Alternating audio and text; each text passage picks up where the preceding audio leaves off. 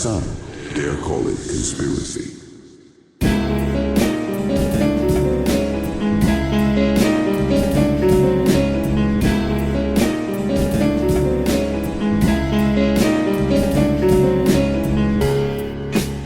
Welcome to Chemtrails on Trial, an 8-part series produced by Some Dare Call It Conspiracy. If you would like access to the entire series right now, join us on patreon.com/Some Dare Call It Conspiracy. The following is the debunk section. This is episode 7.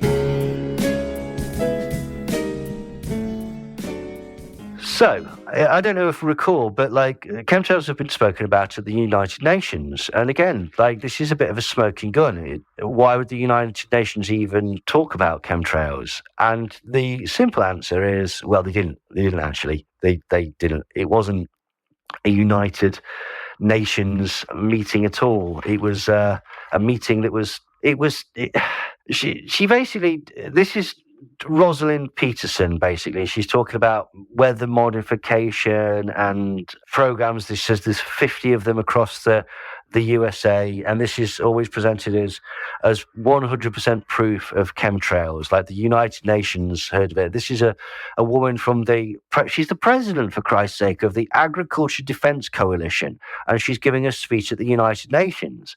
Yeah, she should be taken seriously. Well, that sounds like a title, doesn't it? Well, I mean, it is a title. It's definitely a title. The problem is that the Agriculture Defense Coalition, it has a rather exclusive membership list. On the membership list for the Agriculture Defense Coalition are Rosalind Peterson, who's the president, and that's it. That's it. I thought you had frozen then. Yeah. I was just reading the list. It's just her. It's just her. And it wasn't a United Nations conference. She's not talking to the United Nations. It was a climate change conference that the UN helped put on in one of their sort of buildings. They're nothing to do with it. And it's called Coping with Climate Change, Best Land Use Practice. She's not connected with the United Nations at all. The other thing is, when she's going on about it, she sort of kind of mentions aluminium and stuff like that, blocking the sun, which will be bad for solar panels and crops and stuff like that. But in this video that is often titled Chemtrails, here's your proof, 100%. You'll notice she doesn't actually mention chemtrails once. Wow. She doesn't mention chemtrails. And also, in 2012, she did a follow-up interview where she says that chemtrails aren't real. She doesn't believe in chemtrails. So basically, she's kind of mashing together some information from White Twats and the concept of the Wellsbeck seeding thing. And she's using the Monsanto thing that is spoken about by gangster Edward Griffin, basically saying that aluminium causes the soil to become less acidic, which apparently is bad for plants. But I'll reiterate, it's not the UN. She's not actually an important person. She's sort of made up a title. She doesn't mention chemtrails once, and she doesn't believe that chemtrails is a thing. So I think we can say that the views of that organisation as a whole are that chemtrails don't exist. So it's not quite the smoking gun that we believe. It's just like that Wolfgang Halbig guy who would claim that he was like a school safety expert. Yeah. And then he never worked in a school or something like that. Or Fred Leukter, who claimed to be an engineer, an expert in gas chambers. And he wrote the Leukter report, which is cited by a lot in Holocaust denial. It transpired that not only had he never built a gas chamber, didn't know anything about gas chambers, he wasn't even an engineer. He made up all of his qualifications. Yeah, and he managed to scam a lot of neo-Nazis out of money. I mean, if you're going to scam people, well, yeah, fair enough. Choose those guys. Absolutely, but yeah, but this happens. People claim to have credentials that they don't have. Andrew Kaufman, who's claiming that he knows all about exosomes and virology and stuff like that, he's a psychiatrist. And if you look at his ratings online, he's not a particularly good psychiatrist either. So but people want to hear stuff. So anyway, what in the world are they spraying? Now, this came out in 2010. And again, it does make a relatively strong case. It ties together all these things. It talks about geoengineering, and it opens up with them talking about spraying population sensors with aluminium, barium, and strontium, and it shows David Keith talking about this using alumina as a way to reflect the sun. The thing is, right, and we'll come into this in a slightly more detail later, geoengineering is considered to be a complete last gasp sort of attempt, right? None of these things have ever been done, right? They're real sort of, we've got no other choice sort of stuff. Like, pumping massive amounts of acid into the sky, or, trying to reflect the sun's light from high up in the stratosphere. They don't know what the consequences are, right? One of the reasons that they've not done this is because they don't know what the consequences are going to be. Like, he says that literally in this documentary. They try and frame it as him being a maniac. But actually, this is the reason why it is only at the discussion stage and not been done, because they don't know what the potential damage could be done by this. One thing that they're slightly concerned about is if you put a load of reflective material into the upper atmosphere, that it could, in theory, I don't know the exact terminology, but for want of a better phrase, burn a hole in the ozone layer or cause all sorts of damage. So this is why it is literally at the theoretical stage. It's not even at the experimental planning stage. It is literally just an idea. And it's based on this real concept that volcanoes and ship exhaust do actually cause cover that creates what's called an albedo, which is a reflective surface of the Earth. The counter to that is that actually contrails, they form a greenhouse-like layer higher up. And so if this is supposed to be combating climate change, as the geoengineering patents and ideas say, it's doing a bloody poor job. In fact, it's actually doing the opposite of it. And if that is the case, that's why they're doing it, they would have stopped by now, right? Unless, of course, it's a double bluff and that they are actually trying to kill everybody. But again, if you're trying to kill everybody like that, A, it's not working because the population is steadily growing, and B, I'm pretty sure that there's easier ways to do it. And I get it. He talks about the Hughes patent. He says that spraying aluminium is easy. It's easy in theory, right? But so's a lot of things. But that doesn't mean that you should do it just because it's easy, basically. And then they show the sinister quote of him saying, it's not really a moral hazard. It's free riding on our grandkids. And they do try and sort of say, look at him, he's being a sod here. But what that means, right? A moral hazard is an economic term, right? If you're insulated from risk, you act differently. And free riding is using a resource without paying for it.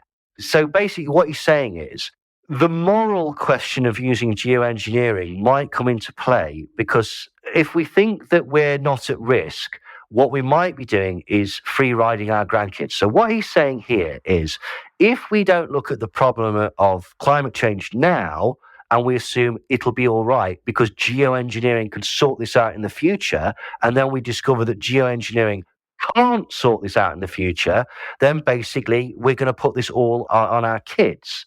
And this is one of the major sort of problems about geoengineering. He says that they don't really want to look into it because the more you look into it, the less likely people are to actually reduce their carbon footprint, look at carbon capture, look at alternative fuel sources and stuff like that, because there's always the thought in the back of your head, it's like, oh, it's all right, we'll sort it out later. It's all right, this thing will sort it out. And that's one of the major points that David Keith sort of points out. This is why we don't really want to go down that route. We'd do better to solve it in the ways that we can actually sort of know to solve it or help, rather than trying these crazy all or nothing ideas. Also, what are the knock-on effects of this? Who controls the tech? Who sets the thermostat? Who decides what the right global temperature is? Is it China? Is it Russia? And this would have to be a global cooperation program. And this is the point. What happens if people start using it to make real tropical? Because real local council wants to attract all these yachting playboys to real.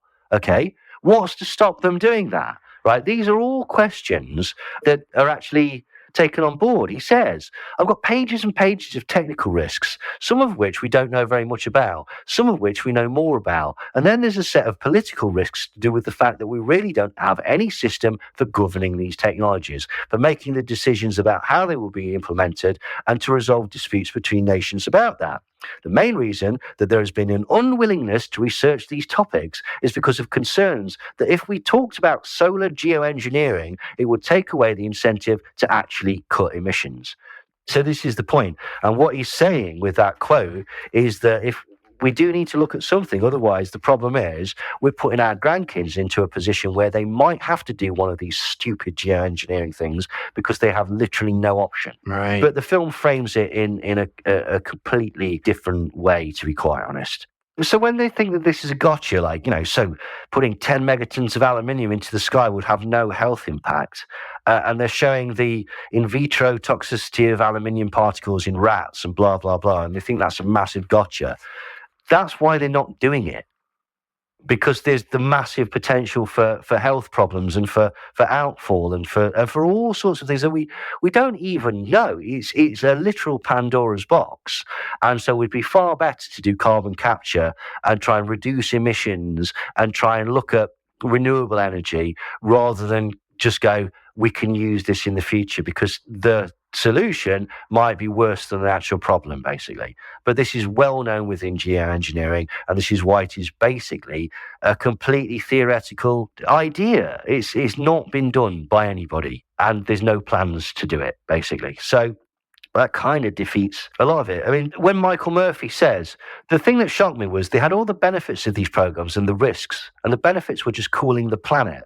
But some of the risks were ozone depletion, droughts in Africa and Asia. And it's like, yeah, that's why it's theoretical, right? That's why so many risks are produced, right? The film frames it as if they don't give a shit about these risks, and this has definitely been done despite these risks. And they've sort of hoisted themselves by their own petard, really, because the actual truth of the matter is that the risks that are laid out are the reason that it's not being done. So, yeah, it's just silly. It's just modelling at the minute. Anyway, they go on to say in the film White Twats that aluminium is found in massive quantities, very above normal levels all over, in rain, in soil, and in snow. And G. Henry Griffin says, he's well aware of this. And once you note all of these bits of disparate sort of evidence, it builds the case that something is actually going on. And he says, I've watched jets all my life. I know about jet contrails. They're vaporized moisture, ice crystals, and they get out there in the atmosphere and they evaporate and disappear. And he's dead right. But the problem is, again, there's more planes that have got different engines that can fly higher for longer, and so they produce more of these contrails. And he says the contrails can't form clouds, but here's the thing that sort of debunks this: the idea of stratospheric aerosol spraying, right? The Hughes pattern. Mm-hmm. Is based on the understanding of the known effects of artificial cloud cover by ships and volcanoes. Right? Right. So if we know that artificial clouds can be formed, and they've decided to take that technology to look at geoengineering, then when he says that artificial clouds can't be formed, that's not true, because they do. They produce the albedo effect. So again, the theory kind of does itself. It can't happen. Look at this pattern. Well, this pattern is based on the known effects of what he says can't happen, happening all the time. Do you see what I mean? So this pattern showing geoengineering shows that contrails can be persistent, because that's the idea that this was based on.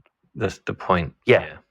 So it kind of does the whole thing, really, basically. But anyway, we'll carry on. So they went to Mount Shasta, and they took a snow sample off the side of Mount Shasta, and it tested for 61 parts per billion for aluminium, and that is massively high. That is incredibly high, to the point where it could be considered dangerous. There are certain problems. What had happened is they did this in July, where there'd been a lot of melts on this mountain, and it's a place where people go and ski. And this was in the closed season or whatever. But the problem was that the snow is really dirty from two places. One, from people walking around on stuff and then skiing over it, and two, from the sort of natural melt pulling all sorts of crap down into it. And so the problem is that it was contaminated with soil. Right. When you're looking at soil testing and indeed water testing, the tests that find aluminium do not make a distinction between aluminium, the mineral, and aluminium, the metal, right? According to the test, it all looks like the same thing. Aluminium, the mineral, is pretty ubiquitous in soil, right? Aluminium, the metal, if in large quantities, could prove to have some toxicological effects, but they're not finding the metal. They're finding naturally occurring minerals from the soil that has contaminated the snow sample because people with dirty skis have gone over it. And that is shooting up aluminium, and they've assumed that it's aluminium, the metal. And it's like, well, we don't know that to be true. It's like, well, we do actually, because Mount Shasta was independently tested after the documentary by various groups who took it seriously. And it was found to have absolutely no aluminium or very minimal trace amounts. And this was in April 2009 they did the test, right? So it was tested by Basic Labs in Reading, the City Public Works, the California Regional Water Quality Board. And here's the problem, right? Okay. The California Regional Water Quality Board Associate Engineering Geologist Guy Shabat said, national conditions for aluminium are variable because it is so common in the soil. It can be quite high without being detrimental to life. The amount can fluctuate tremendously depending on conditions, sediment, for example. Aluminium is ubiquitous in the environment. It's toxic at a certain level, but it is not toxic like heavy metals such as lead and mercury. Aluminium does not accumulate like lead or mercury. Power plants, forest fires, sandstorms in places as far away as the Gobi or Sahara Desert can leave aluminium deposits on snow-capped mountaintops. So basically, the problem is that they tested dirty soil. Now, you'll notice that White came out in 2010. These tests by laboratories, City Public Works, and California Regional Water Quality Board were all released in 2009. So they must have known that they'd done that wrong when they did the test, or when they put the film out, sorry. Wow. Yeah, so they've just lied. Hello, initiates of the Some Dare Call It Conspiracy podcast. Dom Jolly here. How are you? Sorry to butt in, but I just wanted to let you know that I've written, well, a book that I'm very, very proud of called The Conspiracy Tourist, in which I travel around the world taking a look at the weird world of conspiracies, and I think you might like it. Not only that, but I'm touring the book and doing live shows all around England from the 28th of Feb to the end of March. And it would be smashing to see you there. I think you'd like it. If you are interested, go to my website, www.domjolly.tv. And now, on with the podcast. Thanks. So, it goes on. They go to Francis Mengels, and he basically says that when he started with his garden, the pH was like 5.5 or 5.6, and now it's 6.8. And again, the same problem persists, that all sorts of things can cause aluminium deposits in the soil. We've just said, sand from the Gobi Desert can get over here and cause aluminium deposits in the soil. But again, there is a distinction between aluminium, the metal, and aluminium, the mineral. And this is from Metabunk. So when you test samples of dirt or air or water that has a little dust in it or dirt in it, then you're going to find the elements that are typically found in that dirt or dust. You're not finding the metallic form, you're finding minerals that are made from these metals, like feldspar, granite, bauxite, or aluminogelicates. It's just regular dirt. So that's the problem. They've contaminated the test. When they test the soil and they find that it's got a 7% aluminium content, that sounds terrifying until you find out that that's actually well within normal levels. So they've presented that as this is scary, and it isn't. It just isn't. I think we should mention here just one thing about, anti-vaxxers always talking about, aluminium the metal, Yeah. but when in reality it's aluminium salt compound. Well, it's a similar confusion here, basically. They're assuming that basically there's no difference. But as I say, it's not the metal, it's the mineral, Yeah. which can be turned into the metal, but it doesn't have the same toxic qualities by any stretch of the imagination. So unfortunately, again, I think they're well-meaning with this. I don't think they're actually trying to deceive people, but I think they've misunderstood what the results of the test say. It's not showing aluminium metal, it's showing dirt. How do we know this? Oh, Neil, you don't know that. You don't know that, Neil, you smart ass with your stupid hair. Anyway, I do know that, right? You know why I know that? Because later on, they tested that pond. Remember, they tested the pond and they found that there were 375,000 parts per billion of aluminium. Well, there's 2 points, right? Okay. One, they say that they tested the crust on top of the pond, which is not the water. Yeah. Two, there were clearly fish still alive in that pond. So it's not that detrimental to biology. And three, no, they didn't. No, they bloody well didn't. They lied again. You can actually find the test. They posted the test that they did from the laboratory that they got it done. And the pond water wasn't attested. According to their own results, the matrix tested was sludge. So soil and dirt. So basically, this is the problem. They've not tested the water. They've tested some sludge. The sludge has got the minerals in at perfectly safe levels. But they've said this shows that the water has the metal in it at completely unsafe levels. So unfortunately, again, if you want to be kind, they've misunderstood what the tests say. If you want to be cruel, they've lied.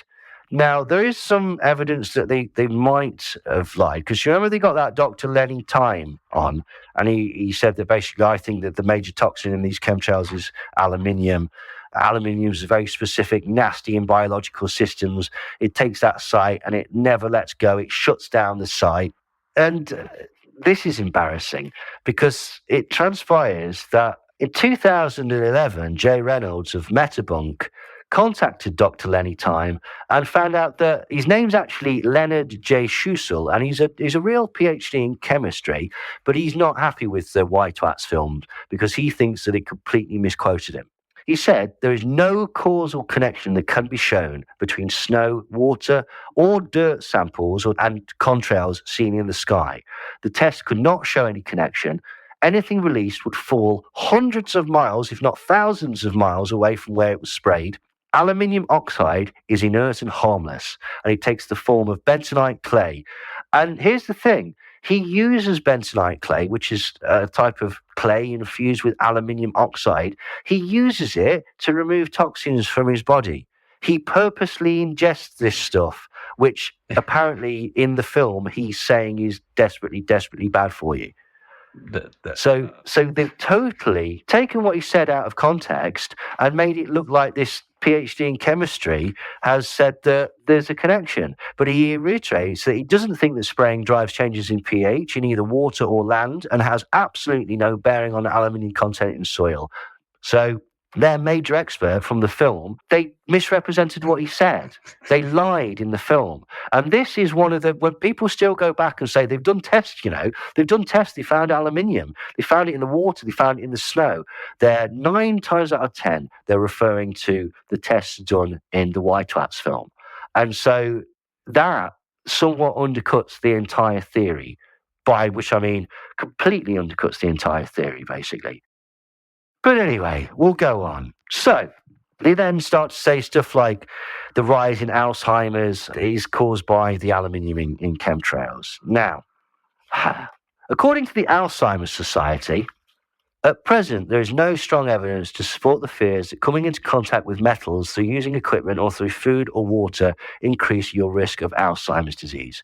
So the very organizations that deal with this terrible disease refute the idea that aluminium poisoning is a cause of Alzheimer's. So again, that somewhat undercuts the claims in this film. They mentioned the owning the weather document as proof that these types of things happen, but as we've discussed, it's a theoretical fictional document. They talk about the increase in wildfires being caused by aluminium and then being mixed with magnesium. Well, aluminium is inflammable, and magnesium's never been mentioned at this point. So they're just trying to fill time, basically, in this point. When they talk about the tests that they've done on people's hair and stuff like that, they never really show the results of the test or how tests were done. And things like taking an antacid, well, eating too much processed cheese or too much cake mix can apparently increase the amount of aluminium that you would find in your hair.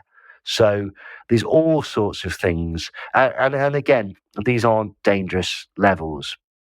Right, this is again where it starts to get really tricky. And this really gets on my nerves when they do this in documentaries. They'll flash up images and they'll imply stuff. Like when they say, the trees are all dying en masse.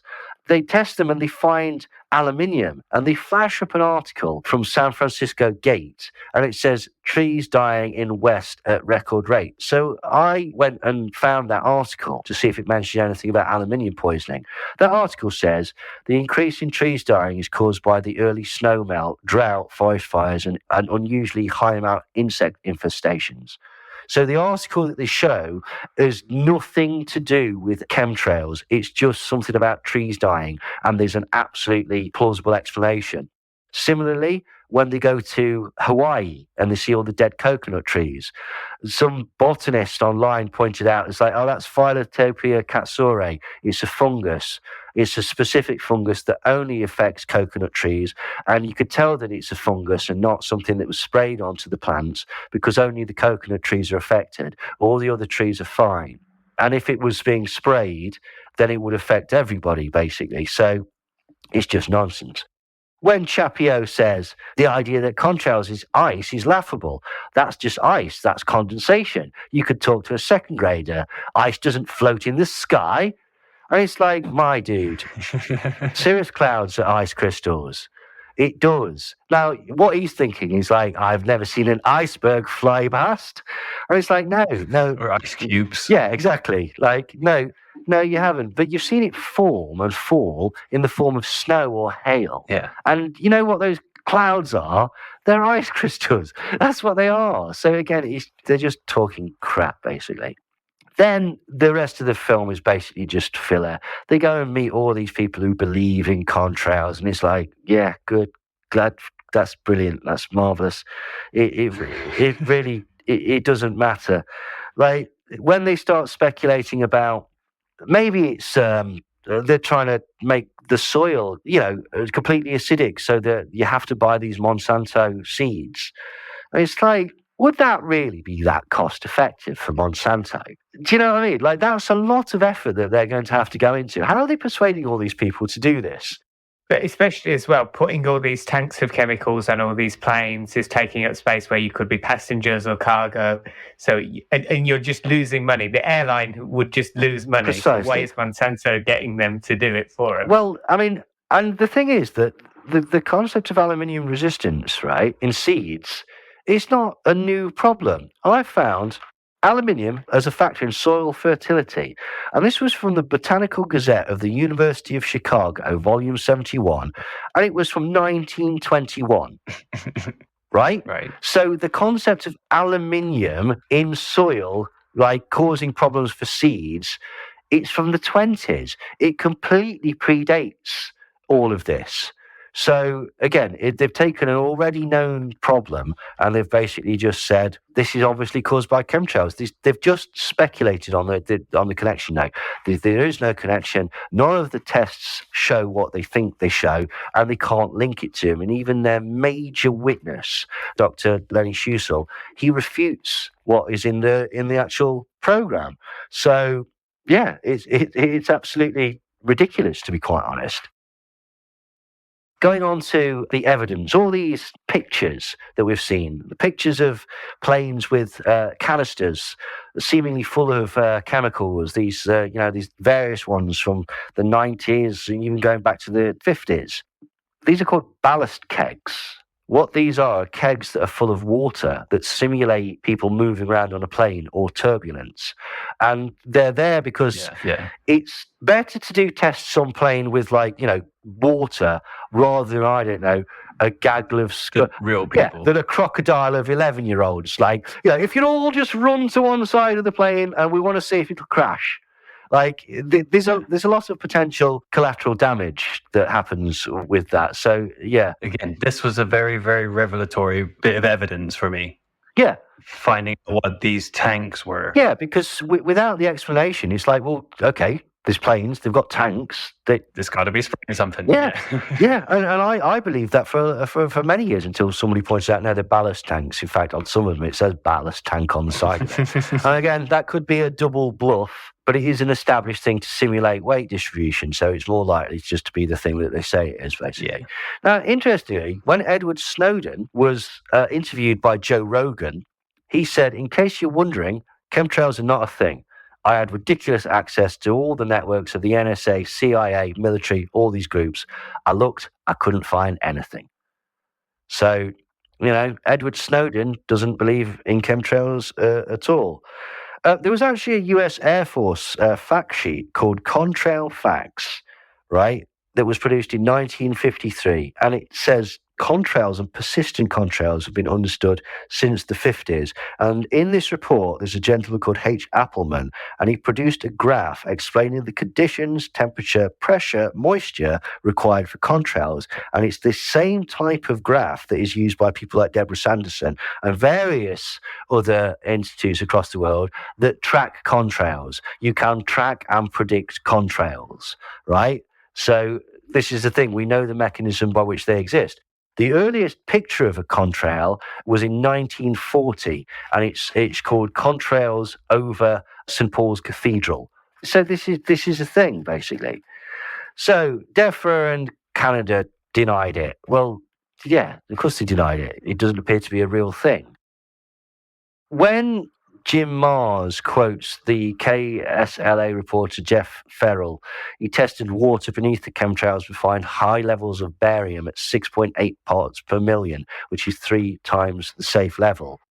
It transpires that he'd actually read the test wrong. He'd actually tested it parts per billion. And so when it's there, it's the same thing. It's a mineral. It's not the metal. It's not the substance. It's an inert type of mineral that essentially is not toxic to you in the same way that barium might potentially be toxic to you. But again, this isn't even the earliest record of contrails. But in the Monthly Weather Review, July 1921, which was released by the US Air Services, when the airplane reached a height of 26 to 27,000 feet, a long, feathery white streamer was observed forming behind the rapidly moving dark speck. The cloud was of the cirrus variety, well defined at its edges, and 10 to 15 times the width of the plane. The sky behind the first portion was clear blue, with no other clouds. The first streamer seemed 2 miles long, then a gap of 1/4 mile. The second streamer formed with a background of light cirrus cloud, and after 2 or 3 miles, the plane seemed to go into the cirrus background as formation ceased, while an apparent path of blue continued. The whole steamer was 3 miles long. After 20 minutes, the streamer drifted and spread until it merged indistinguishably with the other cirrus clouds visible. So this is 1921, where somebody's made a recording of persistent contrails. That wasn't even the earliest recorded contrail. The very first report of the contrail was by a chap called Ettenreich, who observed the condensation of a cumulus stripe from the exhaust of an aircraft. And he reported this in 1919, but he wrote down this observation and then actually observed it in 1915. So persistent contrails have actually been known and have been considered, in some cases, a problem since as early as 1915, because you can see airplane if you track, exactly. contrails. So if you're trying to do a bombing run or something, and you particularly have to go high to try and avoid radar and to try and avoid certain guns on the ground, you're actually making yourself more apparent. Yeah, giving yourself away. Precisely. And this is a known problem, right? That the military discuss, that has been discussed since World War II, basically. So again, the idea that all of this is new, it just isn't the case. It's one of these things where, no, it's not widely known, and it's not the sort of thing that most people would be discussing, because why would you? There's also a lot of photos of like World War II aerial battles where they're just all over the place and going in circles and whatnot. Exactly.